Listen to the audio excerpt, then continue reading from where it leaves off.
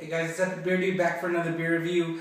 We are reviewing a local brewing company here in Temecula, California, and they're right down there on Old Town Front Street. They're a very small brewery, about 4 or 5 bar stools the last time I went in there, and I heard they're expanding, so congratulations to them. I always like to see small business thrive in our town. Definitely support local if you can. Cool thing about them is I kind of want to go over a little bit of their approach to brewing, where they're not really overly concerned about the scientific details, about really looking at the gravity meters or worrying about the exact amount of hops they put into the last batch and dealing with the subtle, undetectable differences from batch to batch, but rather they took a more artistic approach and kind of go back to roots on what craft beer was founded on, is really getting in there and building character, building unique flavors, and making their beers better. So I highly commend them for that because too much of it has been lost to science recently.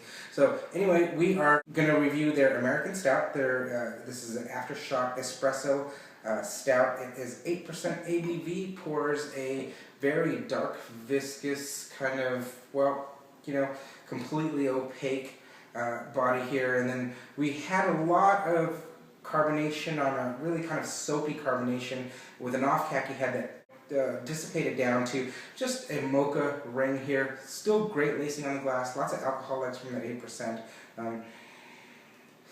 The aroma is really roasty, and you kind of get a vanilla characteristics, almost like almost a bourbon barrel characteristic from what you'd be used to having a beer come out of barrel or aging on oak chips or something.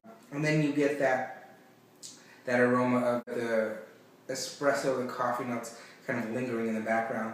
I want to point out that they don't use a cold press process, and they actually use something called a dry bean process, where they crush their espresso beans and then put them in secondary and let them ferment in secondary, which is a really cool idea. I never even would have thought about putting the beans in secondary like that. So that's awesome.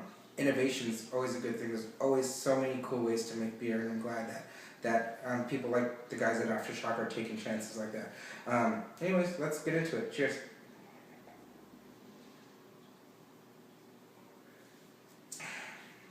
Wow, drinkability through the roof. 8%, couldn't even tell. Complete session stout. It drinks like a 5%, tastes like a 10%. You got that really high drinkability coupled with some really robust flavors in there. Front of the palate, you get the sweetness from the malts. Mid palate, that really slight kind of fizzy carbonation runs through the back of the palate. On the swallow, you've got a really sweet finish with a lot of roastiness, a lot of kind of, you know, some chocolate malts in there, really kind of maybe even a burnt characteristic, some ashiness in there. A little bit of subtle smokiness, and then you get that nice, really kind of smooth coffee. Smells great. Not overpowering on the coffee, but a really well blended mix here. So if you like coffee, you like beer, you like coffee in your beer, this is a perfect example of this style, where you can drink a bomber of it and not really worry about a 10-12% beer just, you know, getting you completely hammered.